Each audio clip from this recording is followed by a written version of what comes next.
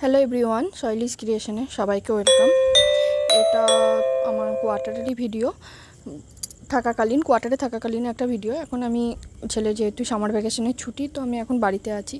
তো এত প্রচণ্ড গরম তাপের জন্য আমি কোনো ভিডিও সেরকমভাবে কী দেবো না দেবো বুঝে উঠতে পারছিলাম না। তো প্রথমে একবার ভাবলাম দেবো না ভিডিও সেভাবে।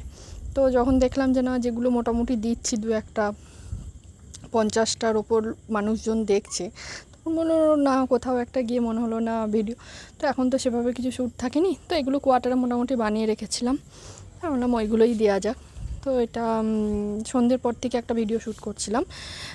ছেলে রেডি হয়ে বেরাচ্ছিলো, ওর একটা বার্থডে পার্টির ইনভিটেশন ছিল, আর ওর ফাইনাল পরীক্ষাও চলছিল তখন। তো সন্ধ্যেবেলায় বাচ্চাদের নিয়ে, ও যে এখানে একটা ম্যামের কাছে পড়ে, তার ছেলের বার্থডে ছিল, তো সেই কারণে ও রেডি হয়ে ওর বললো মা আমাকে রেডি করে দাও, একবার ঘুরে আসো। ঠিক আছে যাও, ওগুলোও তো যেতে হবে সব সময়, যে পরীক্ষা পড়াশোনা সব কিছুই দিক বজায় রাখতে হবে। তো এরকম ওকে রেডি করে দিলাম। আমি কিছুক্ষণ বাইরে ঘুরছিলাম, তারপরে দেখলাম যে না ও আসলো, ওকে রেডি করে পাঠিয়ে দিলাম যে যাও তুমি একটু ঘুরে আসো। তার মধ্যে আবার সেদিন বাবা ছেলে দুজনেই বলেছে মা পিঠে সেদ্ধ খাবো, কারণ পুনার ওয়েদার, ওখানকার ওয়েদার খুব ভালো, মানে গরমও না। এখন শুনছি খুবই গরম পড়েছে, কিন্তু যখন ছিলাম তখন অতটা গরম থাকেনি। তো ওরা পিঠে টিঠে খেতে খুব ভালোবাসে। তো দুধও ছিল ফ্রিজে অনেকটা, যেহেতু আমরা সরকারি দুধ 1 লিটার করে প্রতিদিন পাই, তো ওই দুধটা তো সেরকমভাবে ইউজ হয় না, ছেলে খায়। তো সেদিন হয়তো কোনো কারণে খাইনি বা 1 প্যাকেট থেকে গেছিলো, আমি বললাম ঠিক আছে তাহলে পিঠেই বানিয়ে দিই। তো আমাদের গ্রামের ভাষায় ওটা বাপের বাড়ির দিকে বলতো দুধে গুঁড়ে সিদ্ধ, গুড় পিঠে হয়। তো ক্ষীর বানানো ছিল না বলে সিদ্ধ পিঠেই করছিলাম ছোটো ছোটো করে। আর আমার শ্বশুরবাড়ির দিকে ওরা বলে যেগুলো গুলগুলে সিদ্ধ।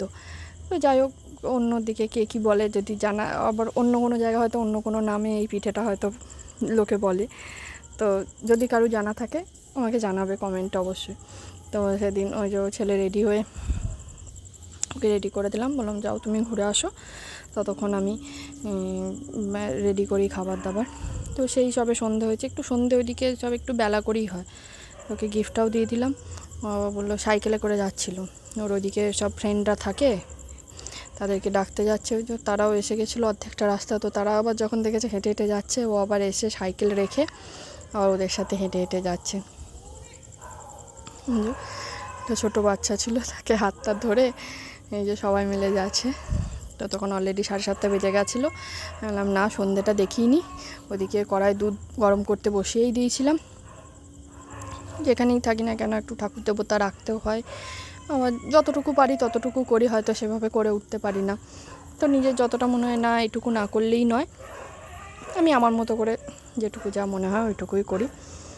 যেদিকে সন্ধে প্রদীপ জ্বালিয়ে সন্ধে দেখিয়ে নিলাম। এগুলো মোটামুটি আমার ঠাকুরের আসন। এটাই এক সাইড এরকম একটা, মানে কোয়ার্টারে এই সাইডটা এরকম ছিলই, মানে বই টই রাখার জন্য এরকম স্টাডি টেবিল এরকম মতন করা ছিল। তো একটু ভাঙাচোরা ছিল, আমি ওই জায়গাটা এরকম ঠাকুরের সিংহাসনের মতো ব্যবহার করে নিয়েছি। যে এখানে সব ঠাকুর, বাবা মহাদেব সব কিছুই আছে। প্রত্যেকটা ঘরে এরকমভাবে ধূপ দিয়ে, এটা বেডরুম।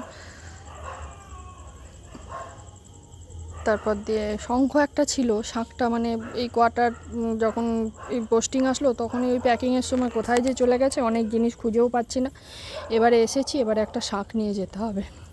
আগে ছিল আমার একটা। তারপর ঠাকুরের জায়গা বন্ধ করে দিলাম, ঠাকুরকে এরকম। তারপর রান্নাঘরে এসে এই যে দুধটা গরম করেই রেখেছিলাম, ফুটতে দিয়েছিলাম। তারপর আর একটু দেখলাম যে না আর একটু ফুটতে হবে, ইন্ডাকশানে বসিয়ে দিয়েছিলাম। তার মধ্যে ওদিকে ছেলেও চলে এসেছে। তখন আমি বললাম, ও এসে ওর কাজ, জুতোর জায়গায় রাখা, হয়তো কিছু হাতে নিয়ে এসেছিলো বাড়ি থেকে, মানে ওই চকলেট বেলুনের মধ্যে ফাটিয়ে দেয়, তো সেখান থেকে হয়তো কুড়িয়েছে, মানে নিয়েছে, দিয়ে সেগুলো রেখেছে। দিয়ে আমি আবার ড্রেস চেঞ্জ করতে লাগলো। ড্রেস চেঞ্জ করে আমি বললাম তুমি কাল আবার এক্সাম আছে, তুমি পড়তে বসে পড়ো তোমার মতো করে। আমি এদিকে পিঠে বানাই, তোমরা খাবে। ওইদিকেও পড়তে বসেছে। মুখটা বই খাতা নিয়ে বসলেই সব বাচ্চারই মুখ একটু ওরকম হয়ে যায়। তো যাই হোক বসলো। 8:30 বাজছে। দিয়ে আমি এদিকে ইন্ডাকশানে এই যে থালার মধ্যে গুঁড়ি নিয়েছি, আর চালের গুঁড়ি, এটা বাড়ি থেকেই নিয়ে যায়। আর এরকম ইন্ডাকশানে জল গরম করতে দিয়েছি, মানে জলটা একদম টকবক করে ফুটবে, সেই ফুটন্ত জল দিয়ে এই গুঁড়িটা মাখতে হবে। চালের গুঁড়িতে অল্প সামান্য একটু নুন নিয়ে নিলাম। পুরো রেসিপিটাই আমার করা আছে ভিডিও, আমি পুরোটাই শেয়ার করে দিচ্ছি। আমাদের এরকম করেই বানায় বাড়িতে, আমিও এভাবেই শিখেছি। আর ওই দুটো ঠোঙায় খেজুরের গুড় রাখা আছে, গুড়টাও বাড়ি থেকে নিয়ে গেছিলাম। এদিকে দুধটা জাল দিয়ে অনেকটা ঘন করে রেখেছি, আবার আরেকটু ঘন করতে হবে। এদিকে জলটা এই যে টকবক করে ফুটছে, তখন এই গুড়ির থালার মধ্যে দিয়ে অল্প অল্প করে মেশাচ্ছি। অত গরম তো হাতে করে মাখতে পারবো না, তাই একটা খুন্তির সাহায্যে মিশিয়ে নিলাম। খুন্তির সাহায্যে মিশিয়ে নিয়ে তারপর লাস্টে হাতে করে মেখে একটা নরম একটা ডো বানাবো। তারপরে ওখান থেকে বসার ঘরে নিয়ে আসলাম, নিয়ে সেদিকে টিভি দেখতে দেখতে এই যে হাতে একটা মেখে মেখে এরকম নরম একটা ডো বানিয়ে নিলাম। সেখান থেকে এই যে চেলি কেটে এরকম ছোটো ছোটো পাড়া চেলি কেটে এরকম হাতের সাহায্যে এরকম ছোটো ছোটো করে এরকম পাকিয়ে পাকিয়ে, জাস্ট কিছুই না, এরকম হাতের তালুর মধ্যে দিয়ে এরকম ছোটো ছোটো ছোটো ছোটো করে এরকম করে একটু লম্বা লম্বা শেপ দিয়ে করে নিলাম। তারপরে এদিকে দুধটা আরেকটু ঘন করতে বসালাম, দিয়ে দুধটা যখন ফুটবে তার মধ্যে একে একে ওই পিঠেগুলো ছেড়ে দেবো। তো প্রথমে একটু কমিয়ে নিলাম, একটু টেম্পারেচারটা বাড়িয়ে দিলাম যাতে দুধটা আরও ফুটে ওঠে। তো দিচ্ছিলাম হাতে করে, তো বড্ড দুধটা ছেটকাচ্ছিলো এধার ওধার, ওই জন্য আবার খুন্তির সাহায্যে অল্প অল্প করে নিয়ে সেটা করার মধ্যে দিয়ে যে টকবক করে যখন ফুটবে তো একটু ফোটাতে হবে, কারণ ওই পিঠেগুলো একটু সিদ্ধ হতে হবে। তো এরকম করে ফুটিয়ে আর একটু ঘন করতে হবে। দিয়ে তারপরে এই যে খেজুর গুড়ের যে পাটালিগুলো থাকে, একটা পাটালি দিয়ে দেব।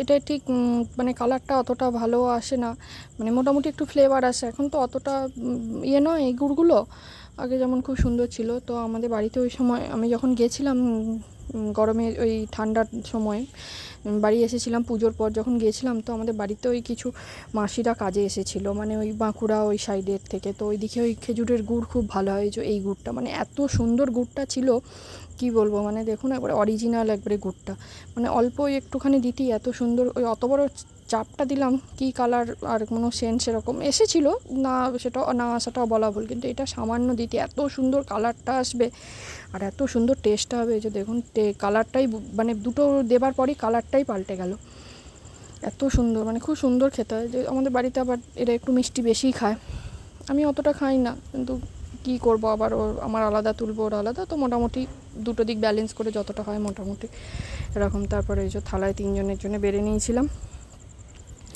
সিদ্ধ পিঠে, মানে খুব ভালো হয়েছিল খেতে। এসব খাবার পর হজম করাও চারটিখানি না, তার জন্য আবার একটু হাঁটতে বেরিয়েছিলাম রাতের দিকে। তো সেরকম সময় হয় না, সারাদিন থাকে না, একাই থাকি, তো রাত্রিরে একটু খাওয়া দাওয়ার পর হাঁটতে গেলাম। শুধু বাঙালি যে কজন থাকে মোটামুটি দেখি 10টা 10:30 অবধি, মিনিমাম 11টা অবধি জেগেই থাকে। আমার তো শুতে শুতে প্রতিদিন ওখানে 11টা 11:30 বেজেই যায়। তো এদিকে মোটামুটি পুরো নিস্তব্ধ কোয়ার্টার সব, মানে কেউ জেগে নেই, কিচ্ছু না, সব ঘুমাচ্ছে। কেউ 2-1জন ফ্যামিলি হাঁটছিল দেখলাম, যে ওইদিকে দূরে দেখা যাচ্ছে একজন হাঁটছে। এদিকে আমি আর আমার হাজব্যান্ড দুজনে মিলে বললাম একটু চলো হেঁটে আসি। ছেলে ওদিকে তখন ঘুমিয়ে গেছিলো, তো ঘরের মধ্যে রেখে কপার দিয়ে, ওখানে তো সেরকম ভয় টয় কিছু নেই। এদিকে কেউ একটা ফোন করেছিল, এই মুহূর্তে আর মনে পড়ছে না, তো কথা বলছিলাম। ওরই মনে হয় কোনো বন্ধু বা তার ওয়াইফ এরকম করেছিল। কথা বলতে বলতে হাঁটছিলাম, হেঁটে তারপরে আবার বাড়ি চলে আসি। যে অনেকটা এরিয়া, এদিকে গেট ওদিকে গেট, ওখানে যাই, গিয়ে ভালো করে ঘুরিয়ে ভিডিওতে দেখাবো। এখানে একটা বাবা পীর সাহেবের মানে এরকম আছে সমাধি এখানে। আর কি ব্যাস, এই যে রাতে সব নিস্তব্ধ চুপচাপ শুনশান এরিয়া, তার মধ্যে হাঁটছি। রাতের আকাশের চাঁদ, সেটাও একটু ভিডিও করেছিলাম। এই আর কি, এভাবেই কাটে ওখানে দিনগুলো। এখানকার মতো তো নয়, ওই একা একা, মানে সারাদিন কি করব কি